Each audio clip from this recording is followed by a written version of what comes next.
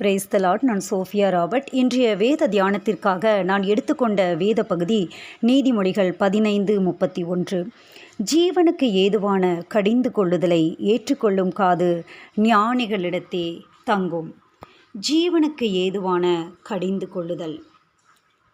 இன்றைய நாட்களிலே குறைந்து வருகின்ற நம் ஆவிக்குரிய வாழ்வை மெருகேற்றி பாதுகாக்கின்ற ஒன்று ஜீவனுக்கு ஏதுவான கடிந்து கொள்ளுதல்.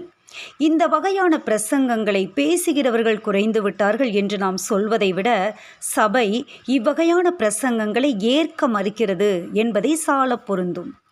காதிற்கினிய பிரசங்கங்கள் ஒருவேளை கேட்க இன்பமாயிருக்கலாம், ஆனால் அவைகள் ஆவிக்குரிய வாழ்வை அடுத்த கட்ட பரிணாம வளர்ச்சியை நோக்கி நகர்த்தி செல்ல உதவாது என்பதை சபை மறந்ததாலேயே அல்லது மறுத்ததாலேயே வந்த விளைவுதான் இப்படிப்பட்ட பிரசங்கிமார்களுக்கு சபை விரித்த சிவப்பு கம்பளம்.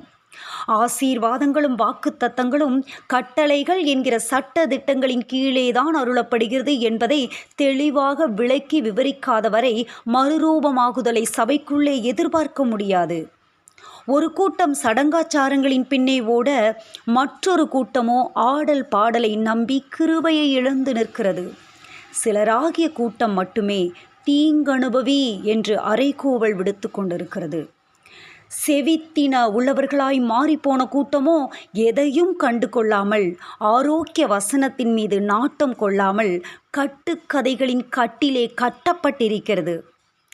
ஏனென்றால் அவர்கள் ஆரோக்கியமான உபதேசத்தை பொறுக்க மனதில்லாமல் செவித்தின உள்ளவர்களாகி தங்கள் சுய இச்சைகளுக்கு ஏற்ற போதகர்களை தங்களுக்கு திரளாய் சேர்த்து கொண்டு சத்தியத்துக்கு செவியை விளக்கி கட்டுக்கதைகளுக்கு சாய்ந்து போகும் காலம் வரும் என்று வசனம் தெளிவாக நம்மை எச்சரிக்கிறது. 2 தீமோத்தேயு 4:3-4 இந்த வார்த்தைகளை நாம் காணலாம். சபை தெளிவடைய வேண்டிய காலத்திற்குள் வந்திருக்கிறது. கடைசி கால அடையாளங்களில் கள்ள உபதேசமும் ஒன்று என்றாலும் ஜீவனுக்கு ஏதுவான கடிந்து கொள்ளுதல்கள் என்ற எதிர்வினையூக்கி சபையிலே செயல்படதான் கட்டுக்கதை கரையான்கள் அழிக்கப்படும் என்பதே நிதர்சனமான கூற்று. எப்படி கடிந்து பேசினாலும் செவியை அடைக்கிற சில செவிட்டு விரியன்கள் நரகாக்கினைக்கு பாத்திரராய் மாற்றும் என்பதை சபை மறந்து போகக்கூடாது. ஜீவனுக்கு ஏதுவான கடிந்து கொள்ளுதலை கேட்போம், ஆவியிலே பலனடைவோம். நீ கற்று நிச்சயித்து கொண்டவைகளில் நிலைத்திரு, அவைகளை இன்னாரிடத்திலிருந்து கற்றாய் என்று நீ அறிந்திருக்கிறதும் அல்லாமல் கிறிஸ்து இயேசுவை பற்றும் விசுவாசத்தினாலே உன்னை இரட்சிப்புக்கு ஏற்ற ஞானம் உள்ளவனாக்கத்தக்க பரிசுத்த வேத எழுத்துக்களை நீ சிறு வயது முதல் அறிந்தவனென்றும் உனக்கு தெரியும். வேத வாக்கியங்களெல்லாம் தேவ ஆவியினால் அருளப்பட்டிருக்கிறது.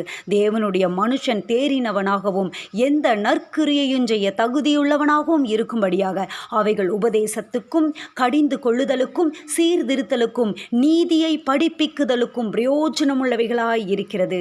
ஆமேன், அல்லேலூயா. கடிந்து கொள்ளுதலை கேட்போம், கர்த்தருக்குள் பலனடைவோம்.